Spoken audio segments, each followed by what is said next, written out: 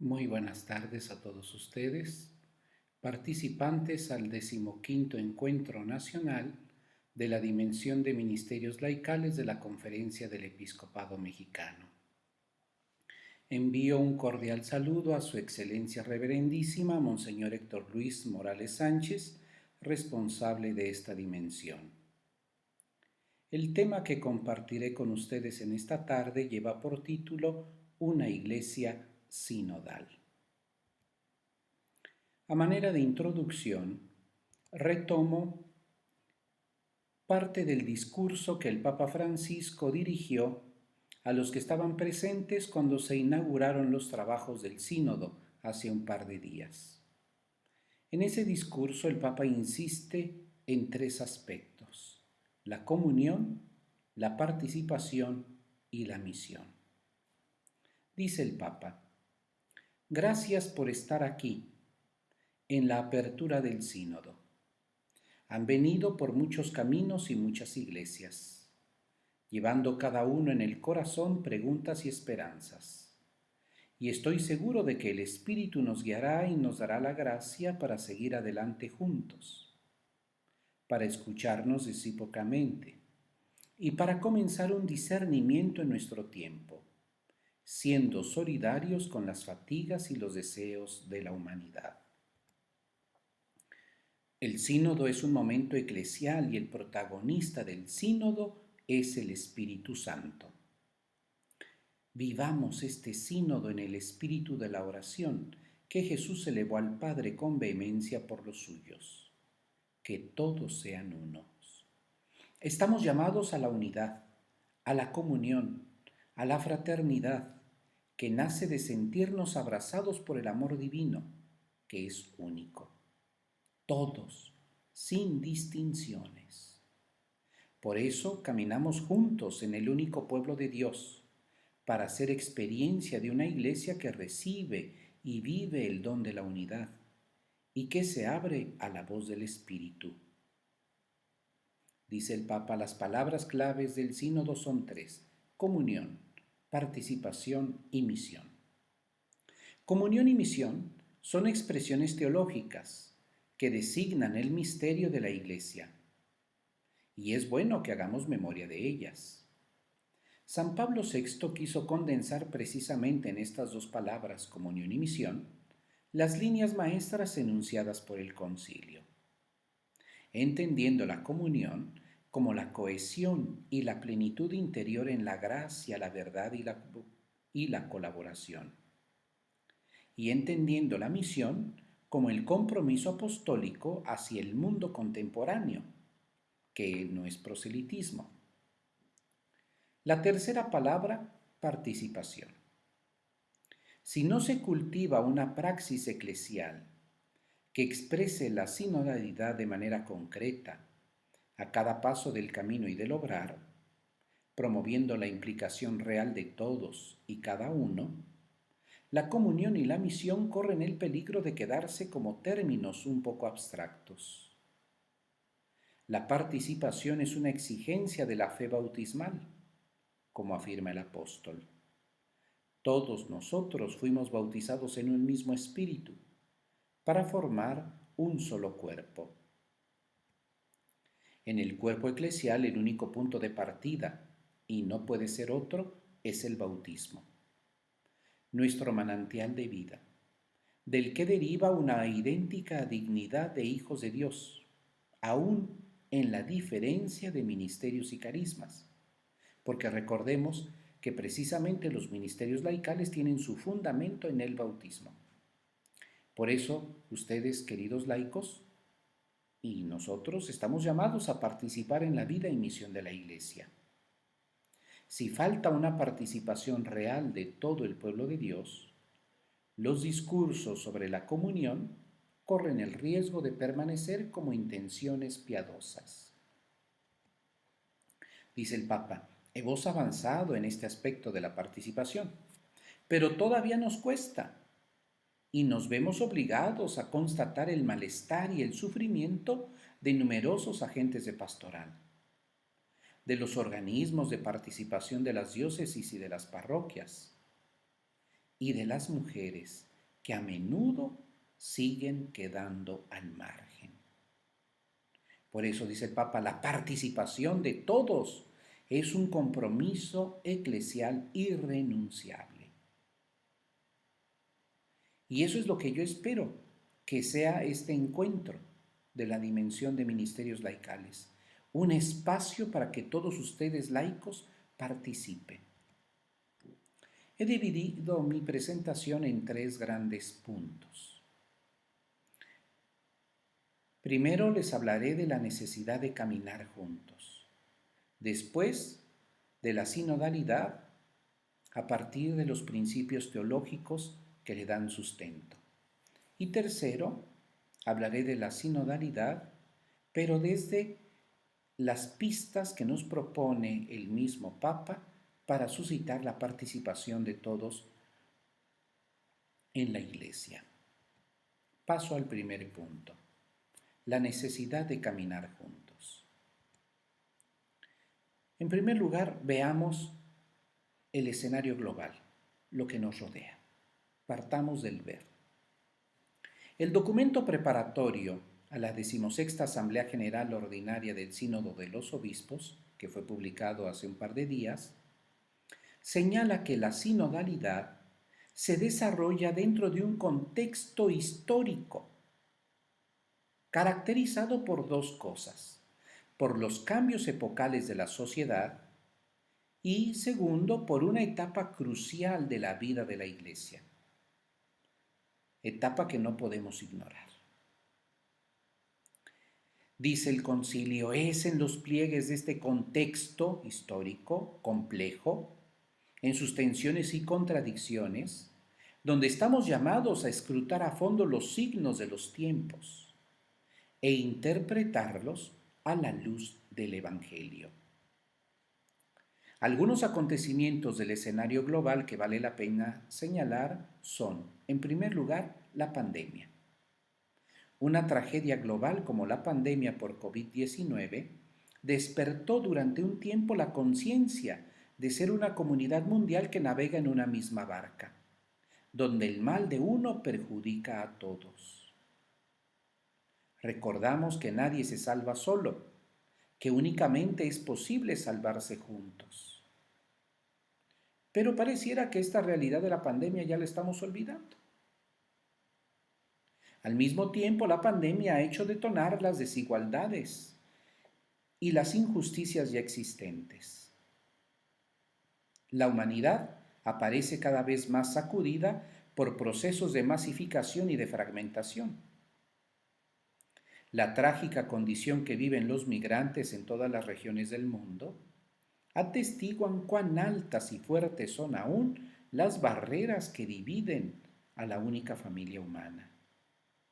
La pandemia ha dejado de manifiesto todas esas situaciones de pobreza, de marginación, de soledad que estaban escondidas. La situación de la pandemia, no obstante las grandes diferencias, une a la entera familia humana, porque todos los países, en mayor o menor medida, se han visto afectados por esta situación. Incluso la Iglesia. Con la pandemia se ha puesto a prueba la capacidad de la Iglesia para 2 cosas. Primero, para acompañar a las personas y comunidades a fin de que puedan releer las experiencias de luto y de sufrimiento que ha dejado la pandemia y que han desenmascarado muchas falsas seguridades. La pandemia nos ha dejado de manifiesto que el dinero no es lo que nos da la salud.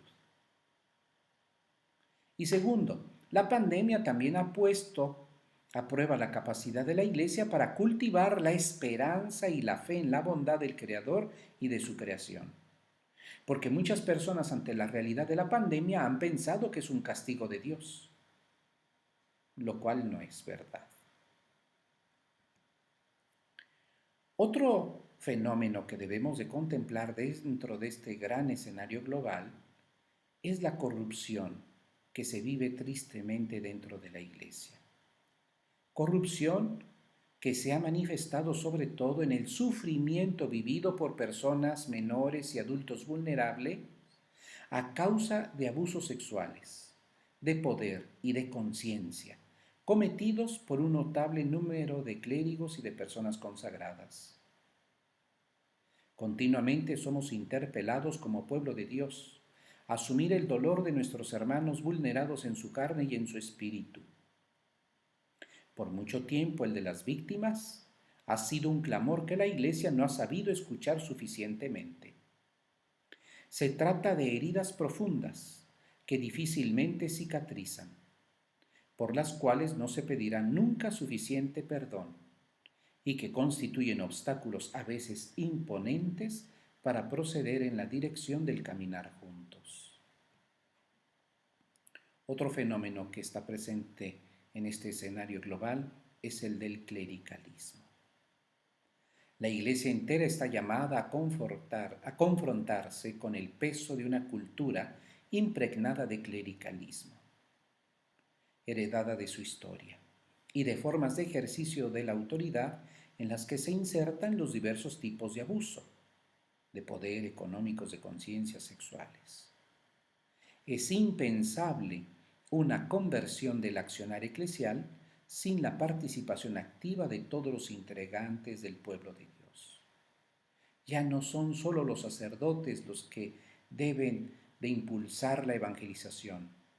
Desde el concilio se ha insistido en que todos los miembros del pueblo de Dios debemos trabajar en favor del Evangelio.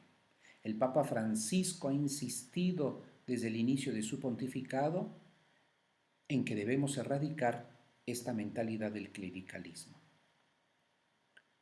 En este contexto global también encontramos aspectos positivos, que se manifiestan en los diversos procesos de consulta. No obstante nuestras infidelidades, el Espíritu continúa actuando en la historia y mostrando su potencia vivificante. Precisamente en los surcos excavados por los sufrimientos de todo tipo, padecidos por la familia humana y por el pueblo de Dios, están floreciendo nuevos lenguajes de fe y nuevos caminos capaces no sólo de interpretar los eventos desde un punto de vista teologal, sino también de encontrar en medio de las pruebas las razones para refundar el camino de la vida cristiana y eclesial. Es un motivo de gran esperanza que no pocas iglesias hayan ya comenzado a organizar encuentros y procesos de consulta al pueblo de Dios más o menos estructurados. Allí donde tales procesos han sido organizados según un estilo sinodal, el sentido de iglesia ha florecido y la participación de todos ha dado un nuevo impulso a la vida eclesial. Otro fenómeno que está en el ambiente global es el del protagonismo de los jóvenes y de las mujeres. Se confirman igualmente el deseo de protagonismo dentro de la Iglesia por parte de los jóvenes y la solicitud de una mayor valoración de las mujeres y de espacios de participación en la misión de la Iglesia ya señalados por las asambleas sinodales del 2018 que trató el tema de los jóvenes y del 2019 que trató el sínodo de la Amazonía, donde se insistió en el papel de la mujer. En esta misma línea se ha de considerar la reciente institución del Ministerio Laical de Catequista y el acceso de las mujeres a los ministerios de lectorado y del acolitado. Esta participación de los laicos se ha hecho patente en la modificación que hizo el Papa Francisco del Código de Derecho Canónico para que las mujeres pudieran acceder a los ministerios de lectorado y de acolitado que ya estaban instituidos, pero que solo eran accesibles a los varones, y ahora más recientemente en el Ministerio Laical de Catequista. Otro fenómeno que está presente en el ambiente global son la situación que viven las comunidades cristianas. No podemos ignorar la variedad de condiciones en las que viven las comunidades cristianas en las diversas regiones del mundo. Junto a países en los cuales la Iglesia reúne a la mayoría de la población, como es en el caso todavía de algunos países de Latinoamérica, que más del 60% de la población es católica, y representa una referencia cultural para la sociedad, existen otros países en los cuales los católicos son una minoría. Pensemos en el Medio Oriente, pensemos en algunos países de Asia, pensemos en algunos países de África. En esos países los católicos, junto con otros cristianos, experimentan formas de persecución, incluso muy violentas, y a menudo el martirio. El fenómeno religioso en el mundo, ¿cómo se vive hoy? Por una parte, predomina una mentalidad secularizada, que tiende a expulsar la religión del espacio público. Pero por otra parte, existe un integrismo religioso, que no respeta la libertad de los otros, que alimenta formas de intolerancia y de violencia por razones étnicas, raciales, de castas, o por otras formas de estratificación social o de violencia cultural y estructural. Dichas formas de violencia se reflejan también en la comunidad cristiana y en sus relaciones con la sociedad. Otro fenómeno en este contexto global son las divisiones al interno de la Iglesia. Es frecuente que los cristianos asuman también actitudes de intolerancia y violencia, fomentando con ello las divisiones y las contraposiciones al interno de la Iglesia. Tristemente lo hemos vivido en los últimos meses, en los que ha querido proliferar pues una visión contraria al Concilio Vaticano II, que se manifiesta en esas celebraciones en lengua latina con el rito preconciliar. Situaciones que tienen un profundo impacto en el significado de la expresión caminar juntos y en las posibilidades concretas de ponerla en acto. Bueno, ante estas realidades presentes en el entorno global, se hace patente la urgencia de la sinodalidad. La sinodalidad representa el camino principal para la Iglesia, llamada a renovarse bajo la acción del Espíritu y gracias a la escucha de la palabra.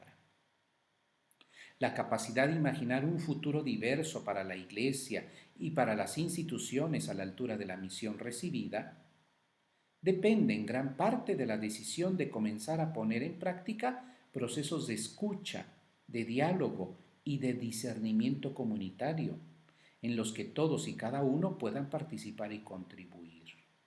Por ejemplo, este encuentro tiene que ser un espacio de discernimiento comunitario, tiene que ser manifestación de un proceso de escucha, donde todos ustedes laicos participen y contribuyan.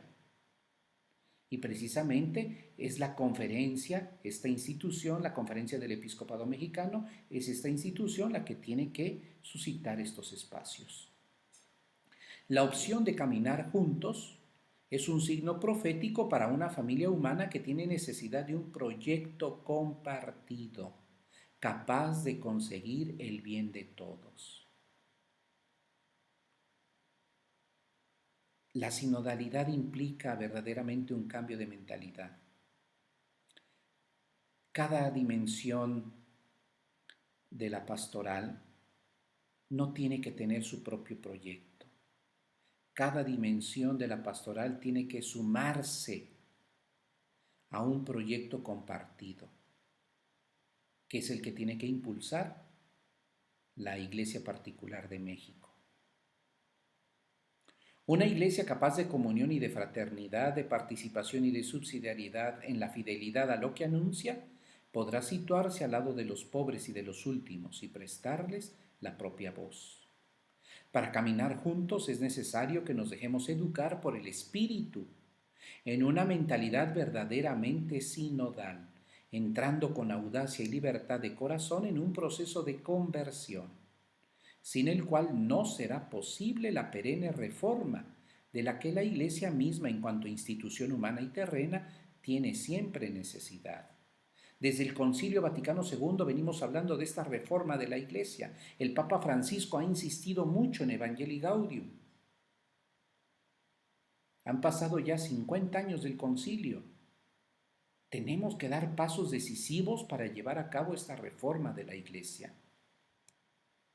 Paso al segundo punto. Ya decíamos, la sinodalidad es urgente en este momento para llevar a cabo esta reforma de la Iglesia, para construir una Iglesia más participativa, para poder caminar juntos.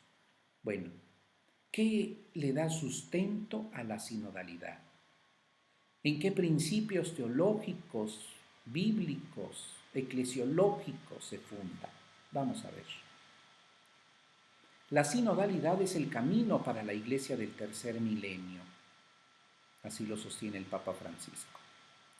La expresión sinodalidad, tímidamente enunciada en Evangelii Gaudium en el 2013, posteriormente empezó a cobrar mayor fuerza en el magisterio pontificio. En el discurso del 17 de octubre del 2015, conmemorando el 50º aniversario de la institución del Sínodo de los Obispos, a cargo del Papa Paulo VI, para poner en práctica las orientaciones del Concilio Vaticano II y para hacer de este un verdadero instrumento para conocer las imprescindibles aportaciones referidas a los problemas y las actividades de la Iglesia en el mundo, el Papa Francisco afirmó: el camino de la sinodalidad es el camino que Dios espera de la Iglesia del tercer milenio. Se trata de una afirmación programática que se articula en su llamada a la reforma de la Iglesia mediante la conversión pastoral y en salida misionera. Sobre este punto en Evangelii Gaudium el Papa ha abundado. En el mismo discurso el Papa sostiene: lo que el Señor nos pide en cierto sentido ya está contenido en la palabra sínodo. Sin embargo, caminar juntos, laicos, pastores, obispo de Roma, es un concepto fácil de expresar con palabras, pero no es tan fácil ponerlo en práctica, aunque la sinodalidad sea una dimensión constitutiva de la Iglesia. Gradualmente, con este concepto de sinodalidad se busca expresar el modo de vivir y de hacer operativo el misterio de la comunión entre todo el pueblo de Dios que es la Iglesia. ¿De dónde surge este término?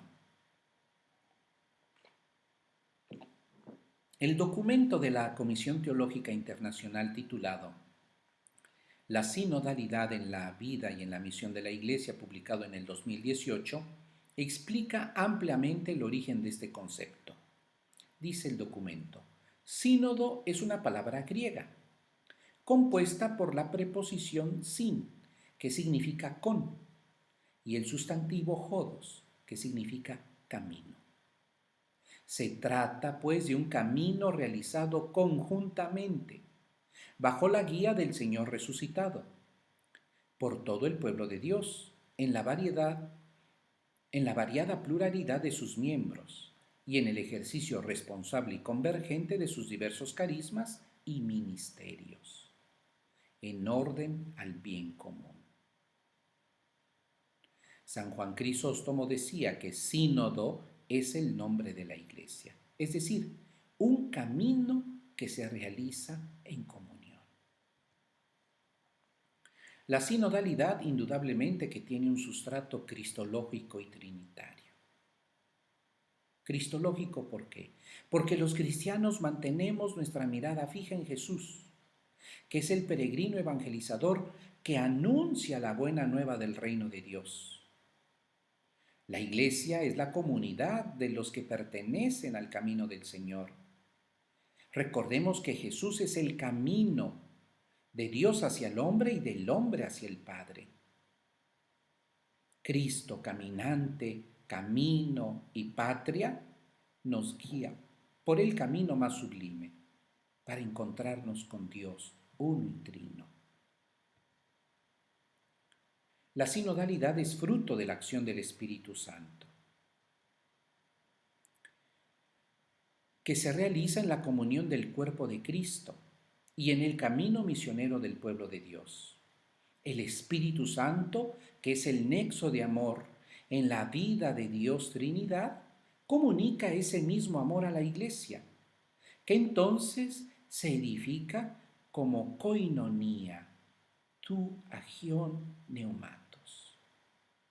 Es decir, la iglesia es la comunidad que está unida por el Espíritu.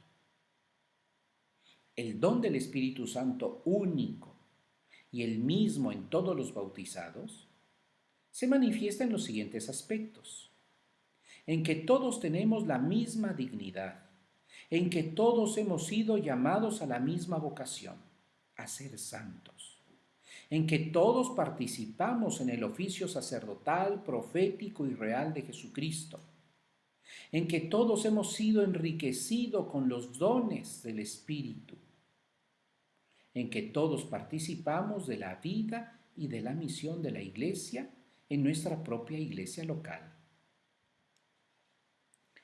La Eucaristía es fuente de la práctica sinodal, porque la Iglesia es un misterio que se va conformando por la Eucaristía, es decir, la Eucaristía le va dando forma a la Iglesia. La asamblea eucarística, de la que principalmente participamos los domingos, es la fuente, el centro y el culmen de cualquier asamblea en la Iglesia. En ella, el pueblo de Dios escucha la palabra de Dios y celebra la comunión con el cuerpo de Cristo. Gracias a esto, Él se hace plenamente presente en la historia. Y de la experiencia de fe vivida en la Eucaristía han surgido todas las demás experiencias de asamblea en la Iglesia, que buscan discernir las cuestiones doctrinales, litúrgicas, canónicas y pastorales que se plantean al paso del tiempo. Estas asambleas han generado una práctica sinodal ininterrumpida a nivel diocesano, provincial, regional y universal. La sinodalidad ha estado presente en la vida de la Iglesia desde sus orígenes, principalmente con el Concilio de Jerusalén se abre la práctica sinodal. Ante un desafío pastoral y doctrinal decisivo como era la crisis judaizante, que pretendía imponer la circuncisión y el cumplimiento de la ley para poder ser cristiano, el método de discernimiento comunitario y apostólico se ejerció en ese concilio de Jerusalén bajo la guía del Espíritu Santo, donde los apóstoles y los ancianos, junto con toda la iglesia, participaron de modo diverso. ¿Para qué? Para descubrir qué era lo que Dios quería. Y a partir de ese momento, entonces, se funda la tradición sinodal y conciliar. La sinodalidad está estrechamente ligada a la eclesiología de pueblo de Dios del Concilio Vaticano II. La sinodalidad configura a la Iglesia como pueblo de Dios en camino y como asamblea convocada por el Señor. El proceso de caminar juntos para realizar el proyecto del reino de Dios y evangelizar a los pueblos incluye estar juntos en asamblea para celebrar al Señor resucitado y discernir lo que el Espíritu dice a las iglesias. Las asambleas, especialmente los concilios ecuménicos y los sínodos episcopales a nivel de toda la Iglesia, son momentos históricos privilegiados de discernimiento, guiado por el Espíritu al servicio de la evangelización. Entonces, si nos reunimos precisamente para esto, para reflexionar cómo podemos evangelizar mejor en el tiempo presente. Así la Iglesia sigue el ritmo de la vida, que es movimiento y pausa, que es camino y encuentro, que es sinodalidad y sínodo. La sinodalidad, ante todo, es don de Dios, pero también compromiso de la persona. A la base de la sinodalidad se encuentra el don de Dios y el compromiso de cada bautizado para vivir la comunión con el resto del pueblo de Dios, participando responsable y ordenadamente en el discernimiento y puesta en práctica de los caminos para realizar su misión evangelizadora. En el ejercicio de la sinodalidad se concretiza la vocación de la persona humana a vivir la comunión que se realiza mediante la donación sincera de sí mismo, en unión con Dios y en unidad con los hermanos y hermanas en Cristo. La sinodalidad nos ofrece una visión inversa de Iglesia. El Papa Francisco va más allá de la tradicional figura piramidal, que aún caracteriza cierto imaginario colectivo en la Iglesia. Él nos propone una Iglesia sinodal, empleando la evocadora imagen de una pirámide invertida. Esta inversión de la figura es consecuencia de la eclesiología conciliar, que siguiendo la lógica de Lumen Gentium, proporciona el marco interpretativo para entender y vivir el ministerio jerárquico, que en la visión antigua era la cúspide de la pirámide, ahora se sitúa a la base de la pirámide, como un humilde servicio prestado al pueblo de Dios, que antes era la base de la pirámide y que ahora se sitúa en la cúspide, como lo presenta el diagrama. Entonces, en la eclesiología conciliar, en la eclesiología que promueve el Papa Francisco, es el pueblo de Dios, la mayoría, el que está arriba y la jerarquía abajo. Pero como dice el Papa, entendiendo que la jerarquía quiere prestar un servicio al pueblo de Dios. En la eclesiología preconciliar era al revés. La jerarquía estaba arriba y el pueblo de Dios abajo, y él era el pueblo de Dios el que tenía que servir a la jerarquía. El cambio de mentalidad es este, la jerarquía al servicio del pueblo de Dios. La sinodalidad, por tanto, actualiza el método de discernimiento y comunitario apostólico, ese que estuvo expresado en el Concilio de Jerusalén, que en el fondo es expresión de la misma naturaleza de la Iglesia, que es misterio de comunión con Cristo en el Espíritu Santo. La sinodalidad implica necesariamente la participación. La renovación de la vida sinodal de la Iglesia exige activar procedimientos de consulta de todo el pueblo de Dios. Entonces, ¿cómo es que va a participar el pueblo de Dios? Siendo consultado. Una iglesia sinodal es una iglesia participativa y corresponsable. En el ejercicio de la sinodalidad está llamada a articular la participación de todos, según la vocación de cada uno. La participación se funda sobre el hecho de que todos los fieles están habilitados y son llamados para que cada uno ponga al servicio de los demás los respectivos dones recibidos del Espíritu Santo.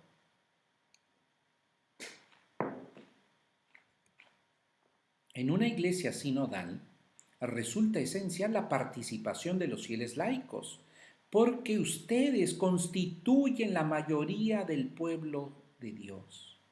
Y nosotros tenemos que aprender de su participación. ¿Dónde participan ustedes? Pues en las diversas expresiones de la vida y de la misión de las comunidades. Ustedes participan también de la piedad popular y de la pastoral de conjunto, así como de su específica competencia en los varios ámbitos de la vida cultural y social. Para ello es necesario superar los obstáculos que representan la falta de formación y la falta de espacios reconocidos en los que los fieles laicos puedan expresarse y obrar. Y el otro peligro, el de una mentalidad clerical, que corre el riesgo de mantenerlos al margen de la vida eclesial.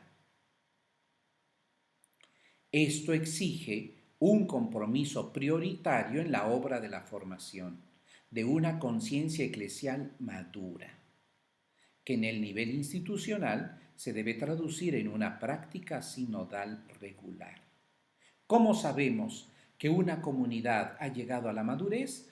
Cuando sus integrantes participan, no solamente en la puesta en práctica de las acciones determinadas por la jerarquía, no, sino cuando participa también en la toma de decisiones y propone acciones a realizar. Este compromiso requiere una atenta escucha del Espíritu Santo, fidelidad a la doctrina de la Iglesia, pero al mismo tiempo creatividad para detectar y hacer operativos los instrumentos más adecuados para la participación ordenada de todos, para el intercambio de los respectivos dones, para hacer una lectura incisiva de los signos de los tiempos, para realizar una eficaz planificación de la misión. Hoy no podemos improvisar nuestras acciones evangelizadoras. Tiene que estar todo planificado. ¿Cómo se vive la sinodalidad en la iglesia particular? En la iglesia particular se prevén de manera permanente diferentes organismos destinados a coadyudar en diversas formas al ministerio del obispo, que es el que tiene la tarea de guiar la pastoral en la diócesis. ¿Cuáles son estos organismos? La curia diocesana, el colegio de consultores, el capítulo de los canónigos y el consejo para asuntos económicos. Aunados a estos organismos, el Concilio Vaticano II pidió que se instituyeran también otros, como ámbitos permanentes de ejercicio y promoción de la comunión y de la sinodalidad. ¿Cuáles fueron estos otros organismos? El Consejo Presbiteral y el Consejo Diocesano de Pastoral. Centro mi atención sobre este último. El Consejo Diocesano de Pastoral se constituye para contribuir de manera cualificada a la pastoral de conjunto, promovida por el obispo y su presbiterio, llegando a ser en algunas ocasiones también lugar de decisiones bajo la específica autoridad del obispo. En razón de su naturaleza, la frecuencia de sus reuniones, el procedimiento y los objetivos de su responsabilidad, el Consejo de Pastoral Diocesano se propone como la estructura permanente más propicia para la actuación de la sinodalidad en la iglesia particular. Por eso es importante que en este Consejo de Pastoral estén presentes los laicos. En diversas iglesias particulares, para dar impulso a la aplicación del Concilio Vaticano II, también se desarrollan con cierta regularidad asambleas o encuentros para expresar y promover la comunión y la corresponsabilidad, y para contribuir a la planificación de una pastoral integral y a su evaluación. Este 15º encuentro de la dimensión de ministerios laicales tiene que ser precisamente un espacio para promover la comunión entre ustedes laicos de las distintas diócesis del país y su corresponsabilidad en la misión evangelizadora de la Iglesia. Pero además, este encuentro tiene que contribuir a la planificación de una pastoral integral. Desde ustedes, desde su dimensión, ¿de qué manera están colaborando para realizar el plan de pastoral que tiene la Conferencia del Episcopado Mexicano? ¿De qué manera están contribuyendo para realizar el plan de pastoral de cada una de sus diócesis? Este encuentro también tiene que ser un espacio para evaluar precisamente esos planes, su participación.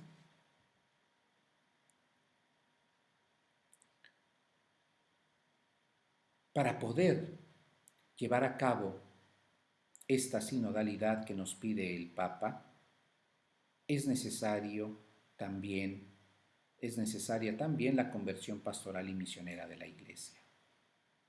El gran desafío para la conversión pastoral que hoy se le presenta a la vida de la Iglesia es intensificar la mutua colaboración de todos en el testimonio evangelizador, a partir de los dones y de los roles de cada uno. Las consultas son expresión de la sinodalidad, ya lo decía hace un momento. La eclesiología de comunión, que ha sido promovida por el Concilio Vaticano II, se concretiza en las consultas realizadas en las asambleas sinodales, o en los encuentros nacionales, o en los encuentros diocesanos, dependiendo del nivel. Los miembros del pueblo de Dios que participan en estas asambleas, en estos encuentros, responden a la convocación del Señor. Escuchan comunitariamente lo que el Espíritu dice a la Iglesia a través de la palabra de Dios, que resuena en la actualidad, e interpretan los signos de los tiempos con los ojos de la fe. En la Iglesia sinodal, toda la comunidad, en la libre y rica diversidad de sus miembros, es convocada para orar, para escuchar, para analizar, para dialogar, para discernir y para aconsejar, a fin de que se tomen las decisiones pastorales más conformes a la voluntad de Dios. Este encuentro tiene que ser un espacio para todo esto: orar, escuchar, analizar, dialogar, discernir, aconsejar, a fin de que se tomen las decisiones pastorales que estén más conformes con la voluntad de Dios. ¿Sobre qué tema? Sobre la participación de los laicos en la vida y en la misión de la Iglesia. Y así paso al tercer punto de mi tema: la sinodalidad, pistas para la participación. ¿Cómo hacer que la participación de ustedes sea de verdad una participación activa, que genere un cambio en nuestra pastoral? Primero, tenemos que hacer una relectura de las experiencias de participación en la iglesia particular. Dice el documento preparatorio a la 16ª Asamblea General Ordinaria del Sínodo de los Obispos, al que hacía referencia en la primera parte del tema, que para suscitar la participación del todo el pueblo de Dios, tenemos que reflexionar sobre las propias experiencias de participación en la iglesia particular.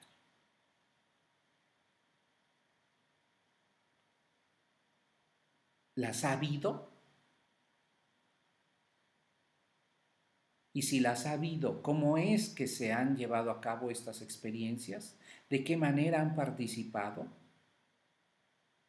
Dice el documento: en una iglesia sinodal que anuncia el Evangelio, todos caminan juntos. Esta es la premisa.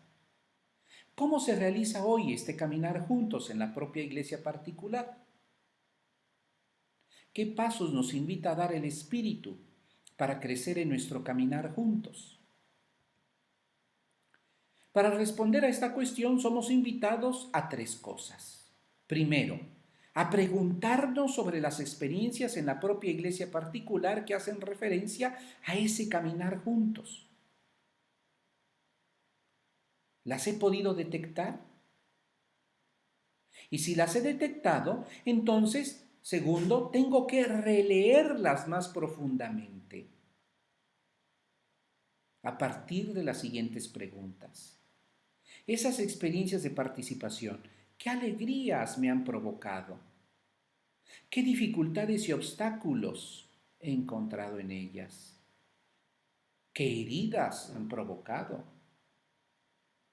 ¿Qué intuiciones han suscitado? Y tercer paso, recoger los frutos de esas experiencias. ¿Para qué? No para quedármelos, sino para compartirlos. Preguntándonos dónde resuena la voz del Espíritu en esas experiencias. ¿Qué nos está pidiendo el Espíritu a través de esas experiencias? ¿Cuáles son los puntos que han de ser confirmados, las perspectivas de cambio, los pasos que hay que cumplir? ¿Dónde podemos establecer un consenso en esas experiencias? ¿Qué caminos se abren para nuestra iglesia particular? Es oportuno tener presente los tres planos en los cuales se articula la sinodalidad como una dimensión constitutiva de la Iglesia, como ya lo decía el Papa Francisco. Primer plano. El plano del estilo con el cual la Iglesia vive y actúa ordinariamente, que expresa su naturaleza de pueblo de Dios que camina unido y se reúne en asamblea, convocado por el Señor Jesús con la fuerza del Espíritu Santo para anunciar el Evangelio. Segundo plano. El plano de las estructuras y de los procesos eclesiales, determinados también desde el punto de vista teológico y canónico, en los cuales la naturaleza sinodal de la Iglesia se expresa en modo institucional, sea a nivel local, sea a nivel regional o sea a nivel de la Iglesia entera. Por ejemplo, la Conferencia del Episcopado Mexicano es una estructura a nivel nacional. La dimensión de ministerios laicales es una estructura a nivel nacional. La dimensión de ministerios laicales en la diócesis, esa ya es una estructura a nivel diocesano. Tercer plano, el plano de los procesos y eventos sinodales, en los cuales la Iglesia es convocada por la autoridad competente, según procedimientos específicos determinados por la disciplina eclesiástica. En este caso, este 15º Encuentro Nacional de la Dimensión de Ministerios Laicales es un evento a nivel nacional, pero también puede haber una asamblea diocesana de la Dimensión de Ministerios Laicales, y ese será un evento a nivel local. Aunque son distintos desde el punto de vista lógico, estos tres planos se interrelacionan, como acabamos de ver, y deben ser considerados juntos en modo coherente. De lo contrario, se transmite un testimonio contraproducente. Y entonces se pone en peligro la credibilidad de la Iglesia. El primer estilo del que hablábamos, el estilo con el que la Iglesia vive y actúa ordinariamente, se realiza a través de la escucha comunitaria de la palabra y de la celebración de la Eucaristía, de la fraternidad de la comunión y la corresponsabilidad y participación de todo el pueblo de Dios en sus diversos niveles, y en la distinción de los diversos ministerios y roles en su vida y en su misión. Entonces tenemos que distinguir cuáles son esos ministerios y roles para poder llevarlo a cabo. Si el estilo de sinodalidad no se encarna en estructuras y procesos, fácilmente decae del plano de las intenciones y los deseos al de la retórica, solo se convierte en discurso. Mientras los procesos y eventos, si no están animados por un estilo adecuado, entonces resultan una formalidad vacía. Sí, realizamos el 15º encuentro de la Dimensión de Ministerios Laicales. Palomita, aplausos. Pero si eso no nos llevó a nada, si eso no nos llevó a una transformación de nuestra pastoral, si eso no nos lleva a una mayor participación de los laicos, si eso no nos lleva a promover los ministerios laicales, ¿de qué sirvió?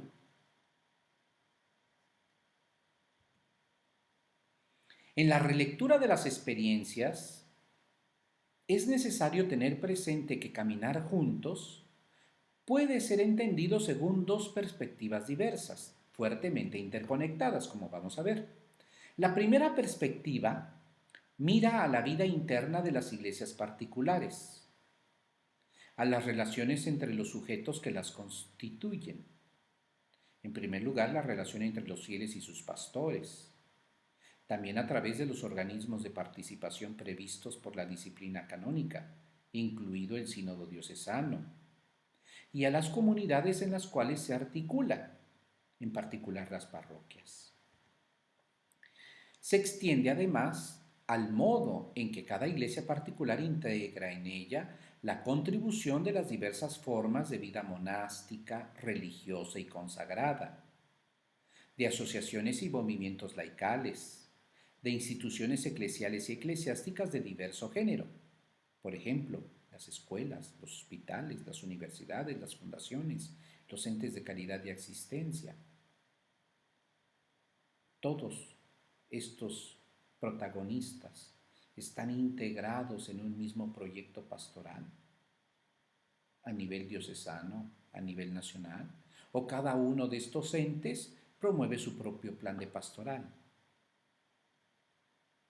Finalmente, esta perspectiva abraza también las relaciones y las iniciativas comunes con los hermanos y hermanas de otras iglesias y de otras comunidades cristianas, con las cuales compartimos el don del mismo bautismo, la dimensión ecuménica.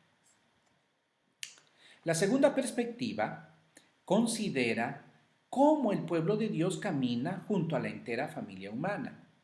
Aquí está, el punto anterior es el enlace con este. La mirada se concentrará así en el estado de las relaciones, el diálogo y las eventuales iniciativas comunes con los creyentes de otras religiones, con las personas alejadas de la fe, así como con ambientes y grupos sociales específicos, con sus instituciones, incluidas las del mundo de la política, las instituciones del mundo de la cultura, de la economía, de las finanzas, del trabajo, los sindicatos, las asociaciones empresariales, las organizaciones no gubernamentales, las asociaciones de la sociedad civil, los movimientos populares, las minorías de diverso tipo, los pobres, los excluidos, los migrantes, los enfermos de SIDA, etc. El mismo documento insiste en que para hacer esta relectura de las experiencias de participación, tenemos que hacerla a partir del análisis de ciertos núcleos temáticos que expresan la sinodalidad en la Iglesia. Para ayudar a emerger las experiencias y para contribuir de manera más enriquecedora a la consulta, se indican 10 núcleos temáticos que articulan diversos aspectos de la sinodalidad vivida. ¿Cuáles son estos? Primer núcleo temático, el de los compañeros de viaje. En la Iglesia y en la sociedad estamos en el mismo camino, uno al lado del otro. No estamos solos. En la propia iglesia local, ¿quiénes son los que caminan juntos? Cuando decimos nuestra iglesia, ¿quiénes forman parte de ella? ¿Quiénes nos piden caminar juntos? ¿Quiénes son los compañeros de viaje, considerando también los que están fuera del perímetro eclesial? ¿Qué personas o grupos son dejados al margen, expresamente o de hecho, voluntaria o involuntariamente?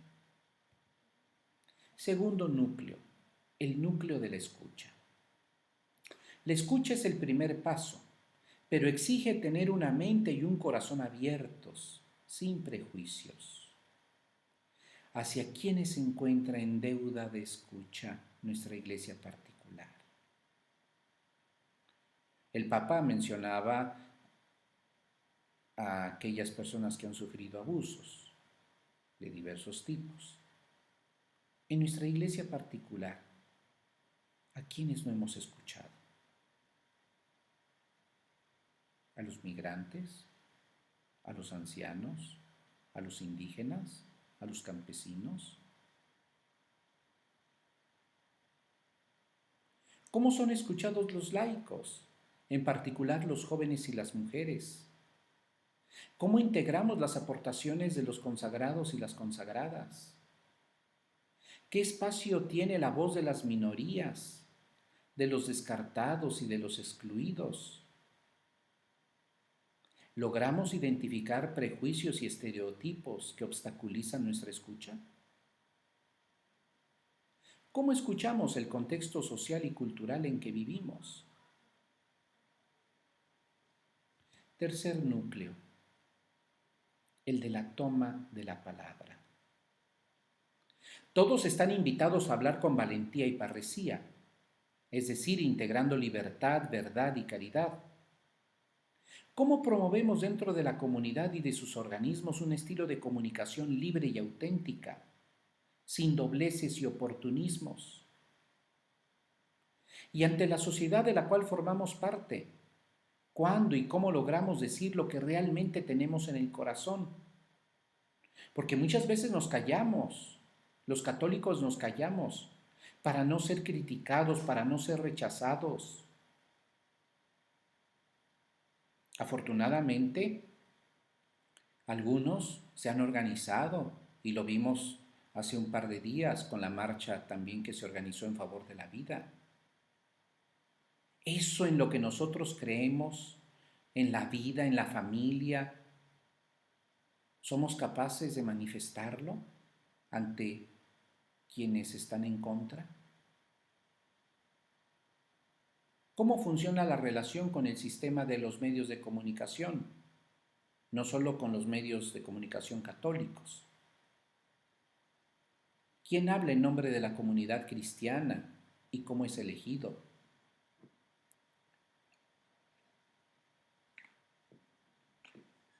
Cuarto núcleo, el de la celebración. Caminar juntos solo es posible sobre la base de la escucha comunitaria de la palabra y de la celebración de la Eucaristía. Ya lo decíamos. ¿Cómo inspiran y orientan efectivamente nuestro caminar juntos? La escucha de la palabra y la Eucaristía. La oración, la celebración litúrgica. ¿Cómo inspiran las decisiones más importantes? ¿Cómo promovemos la participación activa de todos los fieles en la liturgia y en el ejercicio de la función de santificación? ¿Qué espacio se da al ejercicio de los ministerios del lectorado y del acolitado y ahora del catequista? Quinto núcleo, el de la corresponsabilidad en la misión.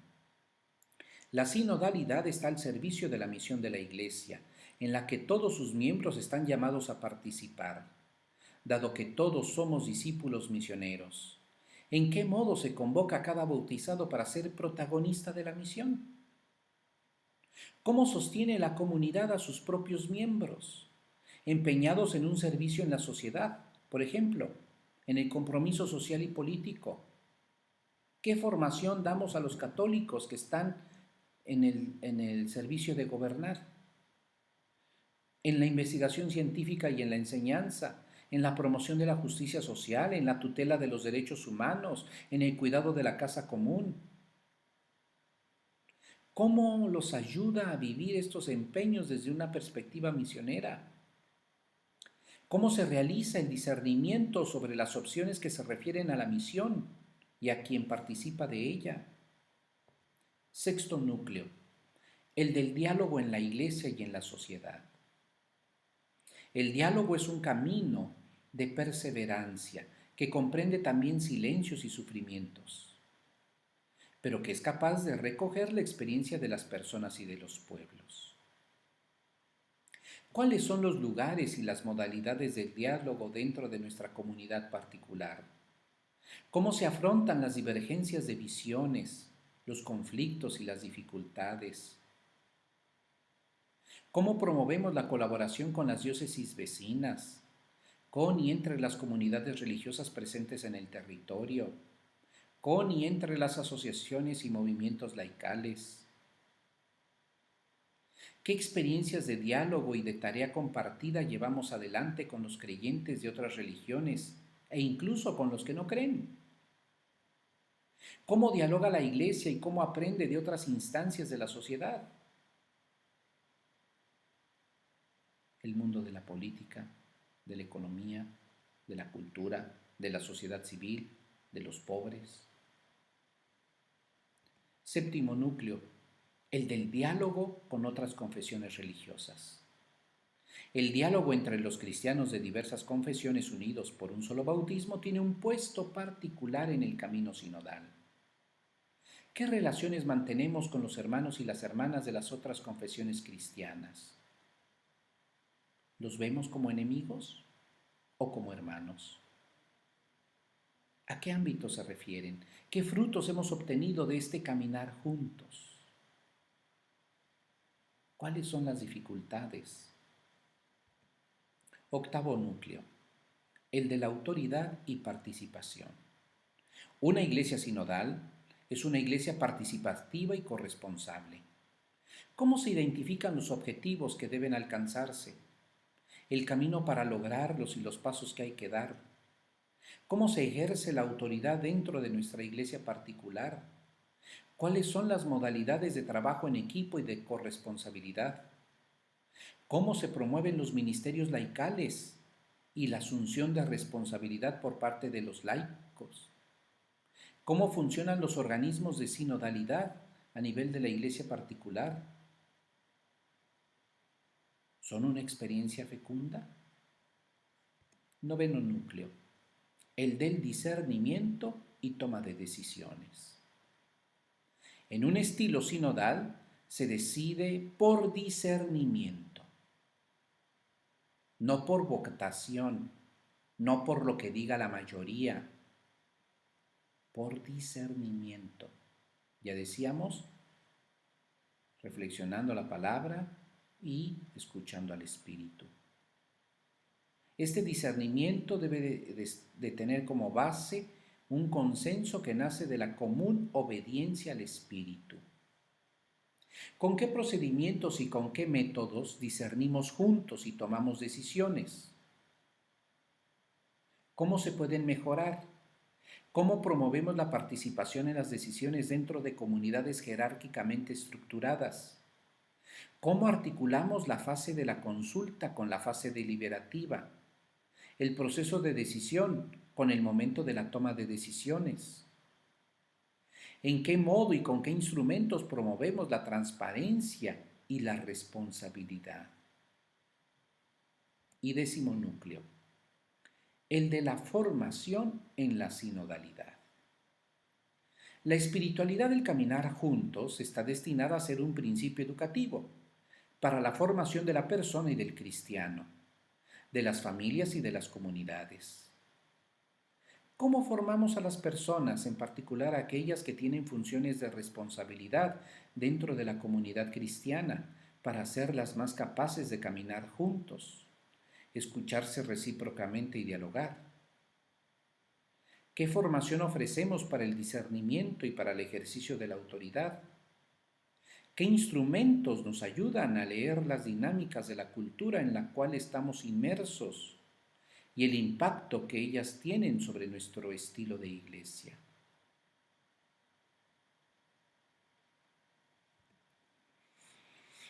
Pasamos al siguiente momento de nuestro trabajo de la tarde. Vamos a reunirnos en pequeños grupos para reflexionar, para tratar de hacer un aporte. Vamos a partir del siguiente principio, que ya lo había enunciado. En una iglesia sinodal que anuncia el Evangelio, todos caminan juntos. Este es el presupuesto. Les invito a que respondamos 3 preguntas.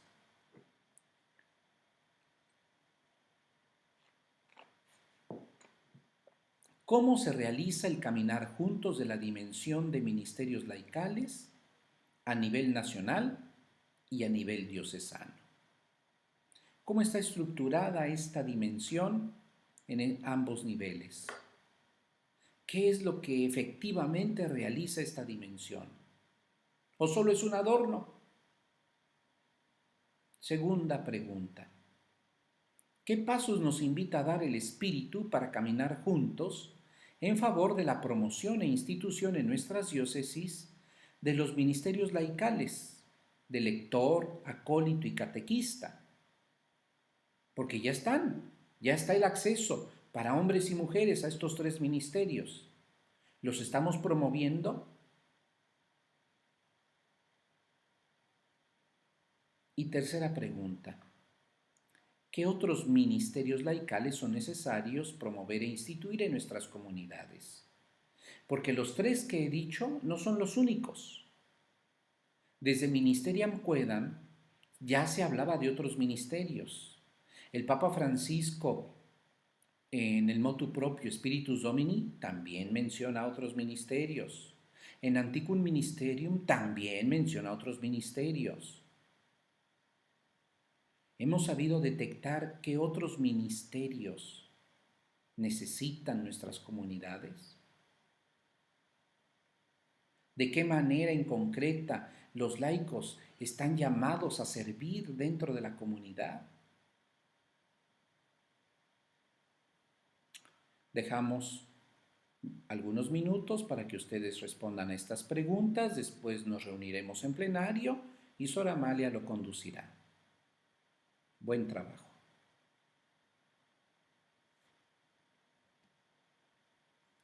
Ahora les invito a terminar este momento de reflexión poniéndonos en las manos de Dios. El Papa Francisco nos ha invitado a invocar al Espíritu Santo con más fuerza y frecuencia. También nos ha invitado a disponernos a escucharlo con humildad, caminando juntos, tal como Él, creador de la comunión y de la misión, desea, es decir, con docilidad y valentía. Les invito a que digamos juntos: ven, Espíritu Santo, tú que suscitas lenguas nuevas y pones en los labios palabras de vida. Líbranos de convertirnos en una iglesia de museo, hermosa pero muda, con mucho pasado y poco futuro. Ven en medio nuestro, para que en la experiencia sinodal no nos dejemos abrumar por el desencanto. No diluyamos la profecía, no terminemos por reducirlo todo a discusiones estériles. Ven, Espíritu Santo de amor, dispón nuestros corazones a la escucha. Ven, Espíritu de santidad, renueva al santo pueblo fiel de Dios. Ven, Espíritu creador, renueva la faz de la tierra. Amén. Pues queridos hermanos, les agradezco mucho su atención y les invito a que renovemos nuestro esfuerzo, nuestro compromiso, para que cada día el protagonismo de los laicos se haga más patente en nuestra iglesia y a través de ustedes de verdad podamos llevar a cabo la renovación que propuso el Concilio Vaticano II y en la cual se ha empeñado el Papa Francisco. Que pasen bonita tarde.